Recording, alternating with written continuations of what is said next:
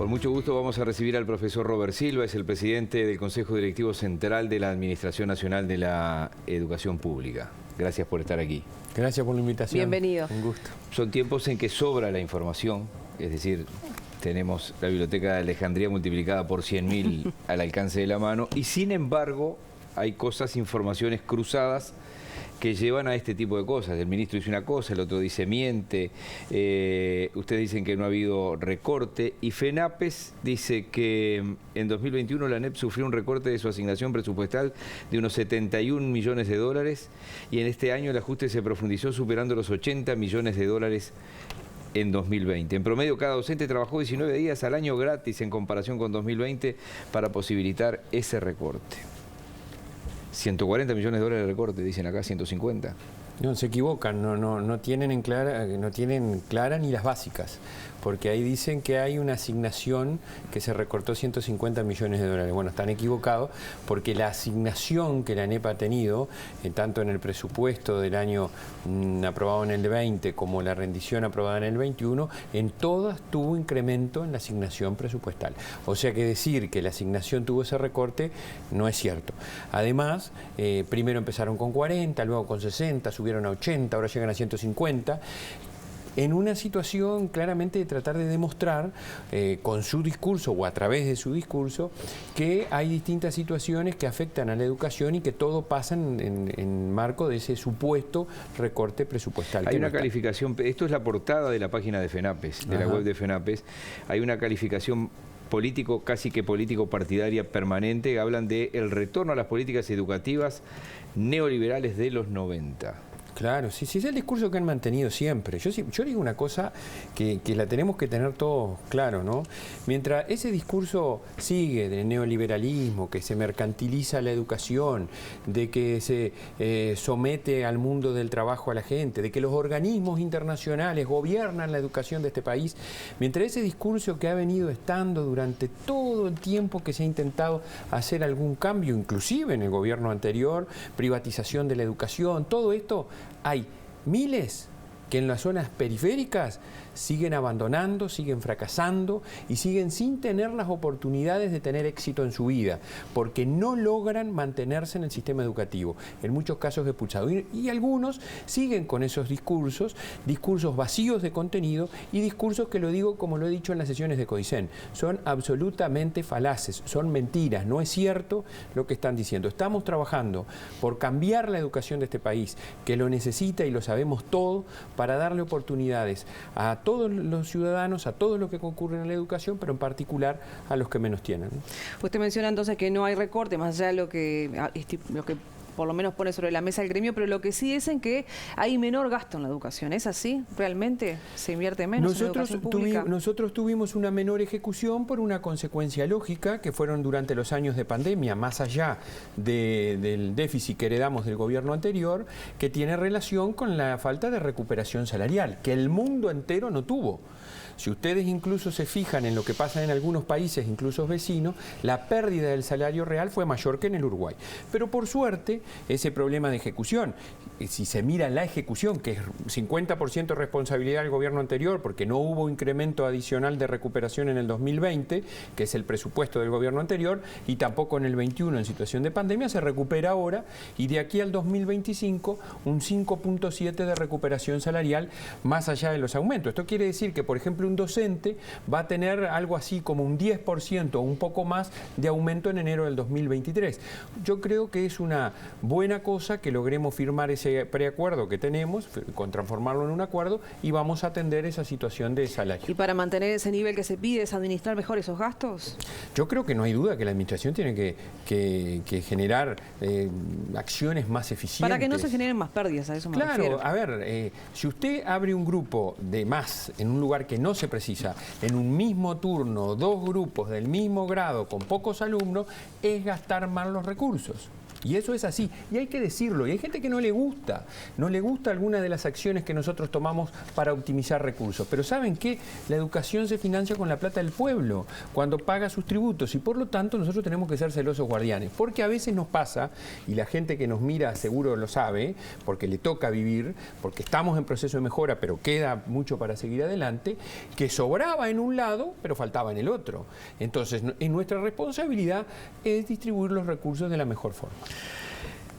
Hoy Adriana Aristimuño decía aquí en BTV Noticias también todo lo que se viene en lo que es el trabajo con los directores, con los inspectores, con los subdirectores, para culminar con los docentes en noviembre. Acá escuchábamos a la dirigente gremial hablando de que las ATD no están de acuerdo con esto. Es claro que la Federación Nacional de Profesores tampoco está de acuerdo con esto. ¿Cómo se hace para llevar adelante una reforma cuando parece que nadie está de acuerdo? Digo cuando parece que nadie está de acuerdo porque yo no sé a cuántos representan y cuánta gente hay en una asamblea, pero eso es un problema de ellos, obviamente. Sí. A ver, nosotros tenemos en este momento 90 profesores, incluidos 2 ATD, la ATD de UTU y la ATD de primaria, que están trabajando en la formulación de los programas. Más de 90 profesores. Y maestras y docentes en general. Entonces las ATD están participando. Pero independientemente, yo le pregunto muchas veces, yo escuchaba ahora al senador Sabini, ¿verdad?, decir que con la oposición de las ATD, y yo pregunto, ¿qué hizo el gobierno anterior? ¿El gobierno anterior acaso no aprobó el marco curricular de referencia nacional con la oposición de las ATD? ¿Dejó de aprobarlo porque las ATD estaban en contra o lo aprobó? Lo aprobó. Y yo creo que acá generamos instancias de diálogo, instancias de acuerdo, pero les digo con convicción profesional y humana, porque en esto también hay mucho de humano. Nosotros tenemos una educación que no responde a las necesidades de la gente. Se nos están cayendo los chiquilines. A los 19 años el 42% está fuera del sistema educativo. El 82% de los más vulnerables no tienen competencias básicas, están en los 2 más bajos niveles de matemática en tercero de liceo y de UTU. Mientras tanto nosotros seguimos, queremos más tiempo, queremos más plazo para seguir discutiendo. Señores, ¿saben qué? Nosotros tenemos que cambiar la educación. Tenemos que lograr empezar un proceso de transformación que tome muchas de las cosas que incluso ya venimos haciendo a pesar de la pandemia. Y estamos convencidos que hay que hacerlo, porque además nosotros presentamos una propuesta, nuestro gobierno tiene una propuesta que se presentó a consideración y se avaló. Generamos ámbito de discusión, generamos deliberaciones varias. Nos dicen, no ha habido tiempo. ¿Saben cuándo nosotros anunciamos lo que estamos haciendo y lo que íbamos a hacer? En agosto del 2020. ¿Cuándo aprobamos el calendario de transformación curricular? En junio del 21. Hubo muchos y siguen habiendo muchas instancias de diálogo, de participación. Hoy, miren, le voy a contar un ejemplo. Hoy me reuní con los estudiantes del Consejo Asesor Consultivo del INAU y me fueron a decir que, primero, muchas gracias por haber hecho la consulta y la encuesta que por primera vez la educación hizo consultando la opinión de los estudiantes. Nunca se había hecho, lo hicimos nosotros. Aquellos que dicen que no fomentamos la participación. Le pedimos que en la próxima queremos participar en el diseño. Excelente idea y así va a ser. Pero estamos con instancias de participación, que tienen que haber más, bienvenida, vamos a generar más. Mañana hemos invitado a los estudiantes de formación docente, hemos recibido a los gremios de secundaria, seguimos, pero hay que tomar decisiones. ¿No son entonces todos los docentes sindicalizados los que ponen el palo en la rueda? ¿Se han tenido estas instancias? A ver, yo pienso que, yo siempre hago la distinción entre los docentes en general, los sindicatos y algunos dirigentes sindicales, que son cuestiones diferentes. Algunos dirigentes sindicales, cuando se les pone el micrófono delante, dicen cosas que muchas veces no representan a los propios sindicatos y no tengo duda que no representan a muchos docentes, porque además yo les voy a decir, yo tengo la presidencia de Codicen, antes fui consejero electo, me votaron 7.000 docentes, casi 7.000 para que yo llegara al Codicen. Conozco, tengo diálogo, tengo grupos de docentes con los cuales interactúo, visito y recorro el país permanentemente. El viernes estuve en Rivera todito el día. Y no recibo, o sea, recibo comentarios, sugerencias, pero esa sensación de que se pretende generar, ¿verdad?, de que hay un país que está en contra de este proceso. Yo les quiero decir francamente, hay gente que tiene discrepancia, bienvenida a la discrepancia. Ahora, y con esto redondeo, si usted tiene una discrepancia, plantee una propuesta. Porque si no, seguimos lo mismo. Discrepamos, no estamos de acuerdo con A, no estamos de acuerdo con B, no estamos de acuerdo con C. Bueno, ¿qué querés hacer? Porque ¿saben el plan de formación docente que hablaba esta dirigente recién? Tiene la base, en su estructura está basada en el plan de 1986, que fue un plan de emergencia saliendo de la dictadura. Hace más de 10 años que estamos discutiendo el cambio en formación docente. ¿Y quieren un año más? ¿Vamos a seguir discutiendo cuando sabemos los problemas que tienen la formación nuestros maestros, nuestros profesores? No, nosotros creemos que no. Por eso, además, hemos puesto transformación educativa. Porque la transformación es un proceso permanente y continuo. Nosotros arrancamos en el 23 y seguiremos analizando y discutiendo para continuar con el cambio. ¿Usted cree que hay persecución de alguna forma por lo que sucedió en su domicilio, la pintada que terminó con una denuncia en fiscalía? Después, si da el tiempo, Sí. nos cuentan que está eso. Porque mañana, por ejemplo, va al Cerro en el marco de estas charlas cara a cara con la ciudadanía. Sí. ¿Qué receptividad tiene de eso? Porque ya el gremio docente de Montevideo, ADES Montevideo, ha dicho que van a ir a manifestarse a las afueras de donde se desarrolla esta reunión. Dos cosas, miren, lo número uno es que vayan, como el otro día han ido, nosotros hemos hecho, creo que estamos en el número 15 encuentros cara a cara en todo el país, y han ido los sindicatos con sus banderas, han hecho sus planteos, sus posiciones. Habla de que es muy buena la instancia de participación y de apertura, que ningún CODICEN lo había hecho hasta ahora. Somos los primeros que lo estamos haciendo sistemáticamente. Y además, para que se sepa, publicamos el calendario, para que se diga los 30 encuentros que tenemos en todo el país. Sí, que vayan docentes, me parece muy bien, que sindicalizados, no sindicalizados, nos ha pasado en todo el país. Lo que sí, exhorto a los docentes que van a ir a que, haciendo honor a su condición de tales, si quieren manifestar, si quieren manifestar su posición contraria, en legítimo derecho que tienen, no obstaculicen el desarrollo del evento. Porque a veces uno se puede encontrar con intenciones o acciones más que intenciones, acciones que pueden repercutir en ese sentido. Acá es un encuentro abierto, nosotros, que venga el que quiere, hemos ido a clubes sociales, hemos ido a instituciones deportivas, hemos ido a cualquier lado, nos sentamos y Creo decimos, que quieren bueno, ir a manifestar, ¿eh? Van a ir a manifestar nomás. Manifiesten todo lo que quieran, no obstaculicen Hay un paro, creo, previsto también el en ese derecho horario. democrático de los ciudadanos de informarse y de plantear sus posiciones. Es nada más que eso. Está bastante parado el tema de la formación docente en distintos ámbitos en estos días. ¿Cómo están?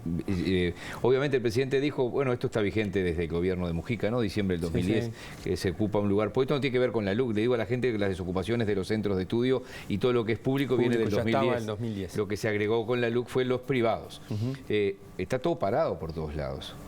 Es decir, A ver, eso también ruido es... están haciendo. Digo los centros de formación, ni siquiera hablo de 10 liceos, que 10 liceos en 300 liceos de repente capaz que no es nada. Los centros de formación hemos tenido actividades puntuales.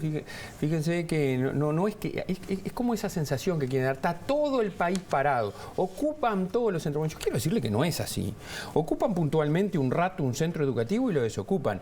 Y yo creo que está muy mal ocupar. Yo lo quiero decir y lo quiero manifestar a la ciudadanía. Quien ocupa un centro educativo está violentando, afectando derechos de otros. Yo puedo reclamar hasta donde no afecta el derecho del otro. Si yo ocupo, impido, así sean 100, 50, 80 o 3 como fueron el otro día en un centro, el derecho de 1.300. 3 personas ocuparon. 3 estudiantes, 4 docentes, 10 estudiantes, 3 docentes, no sé qué más, tengo los registros ahí de un centro, está muy mal, porque afectan el derecho de la enorme mayoría que quiere estudiar, que quiere trabajar y que la manifestación la hagan sin vulnerar derechos de otros. Principio básico del sistema democrático y que los docentes lo debemos tener muy presente. Por eso nosotros pintan, ocupan y le decimos que no. Fíjense que una de las reivindicaciones, que lo dije ahora en el marco de esta conversación, es que dejemos pintar las fachadas.